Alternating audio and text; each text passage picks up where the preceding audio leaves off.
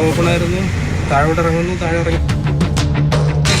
IDFC ബാങ്കിന്റെ business correspondence ശാഖയാണ് നിലമേലിലേത്. ഇക്കഴിഞ്ഞ ശനിയാഴ്ച പുലർച്ചെ 2:44 മുഖംമൂടി ധരിച്ച് ബാങ്കിനുള്ളിൽ കയറിയ മോഷ്ടാവിനെ കണ്ടെത്താനുള്ള ശ്രമത്തിലായിരുന്നു ചടയമംഗലം പോലീസ്.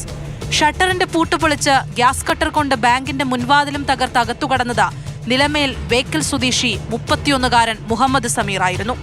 ബാങ്കിനുള്ളിൽ കടന്നെങ്കിലും പണം അപഹരിക്കാൻ സാധിച്ചില്ല. ബാങ്കിന്റെ ലോക്കർ തുറക്കാനുള്ള ശ്രമം നടത്തിയെങ്കിലും അത് ഉപേക്ഷിച്ച് CCTV ക്യാമറകളുടെ 2 DVRകളും കവർന്ന് മോഷ്ടാവ് തിരികെ പോയി.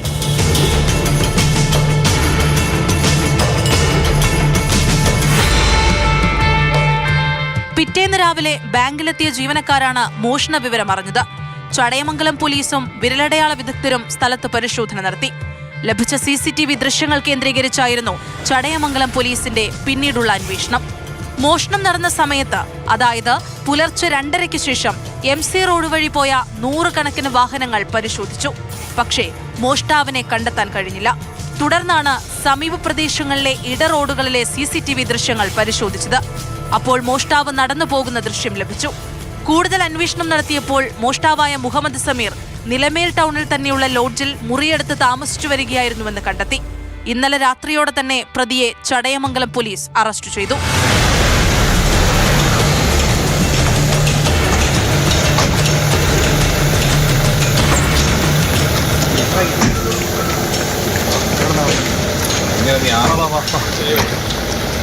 സമീറിനെ ചോദ്യം ചെയ്തതിൽ നിന്നും നിർണായക വിവരങ്ങളാണ് പോലീസിന് ലഭിച്ചത്. യൂട്യൂബ് വീഡിയോകളും സിനിമകളും കണ്ടാണ് മോഷണത്തിന് തയ്യാറെടുത്തത്. ATM കവർച്ച നടത്താനായിരുന്നു ആദ്യം തീരുമാനിച്ചത്. പിന്നീടാണ് IDFC ബാങ്ക് തിരഞ്ഞെടുത്തതെന്നും സമീർ മൊഴി നൽകി.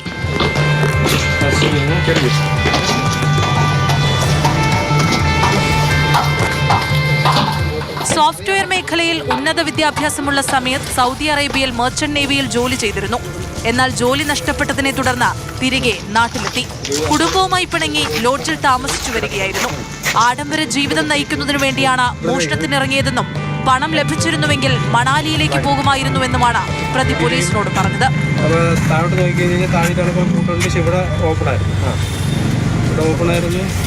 ഇറങ്ങുന്നു, താഴെ ഇറങ്ങിയപ്പോഴത്തേക്ക് വേറെ എന്താ കൊണ്ടു നോക്കാം. എക്സ്റ്റേഷൻ കേട്ടു.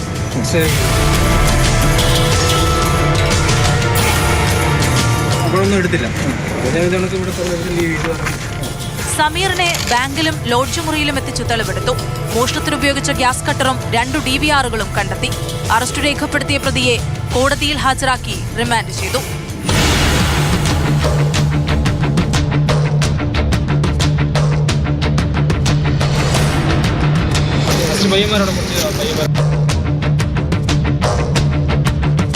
ഓപ്പണായിരുന്നു.